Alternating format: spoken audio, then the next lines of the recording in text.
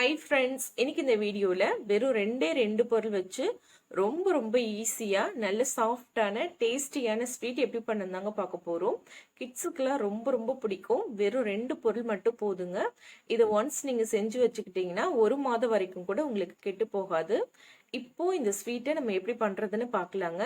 இப்போ இந்த ஸ்வீட் செய்யறதுக்கு ஃபர்ஸ்ட் நான் 1 கப் அளவுக்கு பொட்டுக்கடலை எடுத்திருக்கேங்க. இது சரியா ஒரு 200 கிராம் அளவுக்கு இருக்கும். இதை அப்படியே நம்ம ஒரு மிக்சி ஜார்ல போட்டுக்கலாம். மிக்சி ஜாரு ஈரப்பதம் இல்லாம எடுத்துக்கோங்க. இப்போ இதை நம்ம மூடி நல்லா ஃபைனா அரைச்சு எடுத்துக்கோங்க. இந்த அளவுக்கு நல்லா ஃபைனா பொடி பண்ணிக்கணும். இப்போ அடுத்ததான் ஸ்டவ்ல ஒரு பேன் சூடு பண்ணிட்டு 1/2 கப் அளவுக்கு சர்க்கரை போட்டுக்கோங்க. கூடவே 1/4 கப் அளவுக்கு தண்ணி போட்டுக்கோங்க. எந்த கப்ல பொட்டுக்கடலை எடுக்கிறீங்களோ அதே கப்லயே சர்க்கரையும் தண்ணியும் அளந்து சேர்த்துக்கோங்க. 1 கப் பொட்டுக்கடலைக்கு 1/2 கப் அளவுக்கு சர்க்கரை சரியா இருக்கும். இப்போ சர்க்கரை கம்ப்ளீட்டா கரைஞ்சு நம்மளுக்கு ஒரு கம்பி பதம் வரணும். இந்த மாதிரி கொஞ்சம் நல்லா கொதிச்சதுக்கு அப்புறமா நுரைச்சு வரும்போது செக் பண்ணி பாருங்க. கையில தொட்டு இந்த மாதிரி நீங்க பண்ணி பார்த்தீங்கன்னா ஒரு கம்பி மாதிரி உங்களுக்கு ஃபார்ம் ஆகணும். இப்போ நம்மளுக்கு ஒரு கம்பி பதம் வந்துருச்சுங்க. அடுப்பை நல்லா லோ ஃப்ளேம்ல வச்சுட்டு நம்ம பொடிச்சு வச்சிருந்த அந்த பொட்டுக்கடலை பொடியை சேர்த்துருங்க.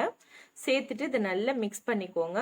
ஃபர்ஸ்ட் உங்களுக்கு மிக்ஸ் பண்ணும்போது பார்த்தீங்கன்னா பொட்டுக்கடலை பொடி அதிகமாகவும் பாகு கம்மியாகவும் தெரியும். ஆனா 1 கப் அளவுக்கு பொட்டுக்கடலைக்கு 1/2 கப் அளவுக்கு சர்க்கரை சரியா இருக்குங்க. இது நீங்க நல்லா மிக்ஸ் பண்ணி விட்டீங்கன்னா உங்களுக்கு சரியா வந்துடும். இதை நல்லா கை விடாம மிக்ஸ் பண்ணிக்கோங்க. இந்த ஸ்டேஜ்ல ஸ்டவ்வை ஆஃப் பண்ணிக்கோங்க. ஏன்னா கடாயே உங்களுக்கு நல்ல சூடா இருக்கும். அந்த சூட்லயே நம்ம மிக்ஸ் பண்ணி எடுத்துடலாம். இப்போ இது கூட 1/2 டீஸ்பூன் அளவுக்கு ஏலக்காய் தூள், 1 டீஸ்பூன் அளவுக்கு மட்டும் நெய் போட்டுக்கோங்க. நெய் ஆப்ஷனல் தான். இந்த நெய் கூட நீங்க சேர்க்காமே செய்யலாம்.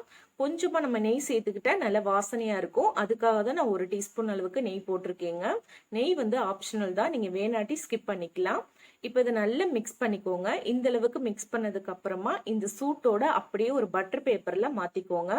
இது ஹோம்மேட் பட்டர் பேப்பர் தான். நான் ஏற்கனவே ஒரு வீடியோல போட்டிருக்கேன். அந்த வீடியோ லிங்க் கீழே டிஸ்கிரிப்ஷன்ல கொடுக்குறேன், செக் பண்ணி பார்த்துக்கோங்க. சப்போஸ் உங்ககிட்ட பட்டர் பேப்பர் இல்லைன்னா நார்மலா ஒரு நெய் தடவின பிளேட்ல போட்டுட்டு காட்டன் கிளாத் இருந்துச்சுன்னா அந்த கிளாத் வச்சு நீங்க இந்த மாதிரி மாவை நல்லா பிசைஞ்சு எடுத்துக்கலாம். இது நல்லா சூடா இருக்கும் போதே பிசைஞ்சு எடுத்துடணுங்க. ஆறிடுச்சு அப்படின்னா உங்களுக்கு கெட்டி ஆயிரும். அதனால இந்த மாதிரி பட்டர் பேப்பரவே வச்சு நல்லா இந்த மாதிரி அழுத்தி விட்டு நல்லா பிசைஞ்சு எடுத்துக்கோங்க. சூடா இருக்கனால கை வச்சு நம்மளால பிசைய முடியாது. அதனால பட்டர் பேப்பரே வச்சு இந்த மாதிரி ஒரு 10 தடவை இந்த மாதிரி நல்லா பிசைஞ்சுக்கோங்க. இப்போ மாவு நல்லா பிசைஞ்சதுக்கு அப்புறமா நம்ம திரட்டி எடுத்துக்கலாம். பாருங்க, இப்போ இந்த அளவுக்கு நல்லா பிசைஞ்சதுக்கு அப்புறமா லைட்டா இதை தட்டி கொடுத்துட்டு இப்போ இதை நம்ம தேய்ச்சி எடுத்துக்கலாங்க. இப்போ பட்டர் பேப்பர்வே நம்ம போட்டுட்டு நல்லா தேய்ச்சிக்கலாம். சப்பாத்தி கட்டையை வச்சு நல்லா சமமா தேய்ச்சி எடுத்துடலாம். இந்த மாதிரி நீங்க தேய்ச்சிக்கலாம். அப்படி இல்லைன்னா சப்பாத்தி கட்டையில கொஞ்சமா நெய் தடவிக்கோங்க. நெய் தடவிட்டு கூட நீங்க தேய்ச்சி எடுத்துக்கலாம். இது ஹோம்மேட் பட்டர் பேப்பருங்கனால பேப்பர் கொஞ்சம் சின்னதா இருக்கு. அதனால நான் சப்பாத்தி கட்டையிலே கொஞ்சமா நெய் தடவிட்டு இந்த மாதிரி தேய்ச்சி எடுத்துக்கிறேங்க.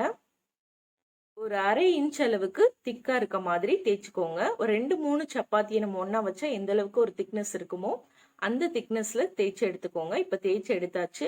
இந்த மாதிரி ஒரு சின்ன டம்ளர் வச்சு நான் கட் பண்ணி எடுத்துக்கிறேன். கொஞ்சம் எட்ஜஸ் ஷார்ப்பா இருக்க மாதிரி திங்ஸ் வச்சு நீங்க கட் பண்ணீங்கன்னா உங்களுக்கு அழகா கட் பண்ணி எடுக்க முடியும்.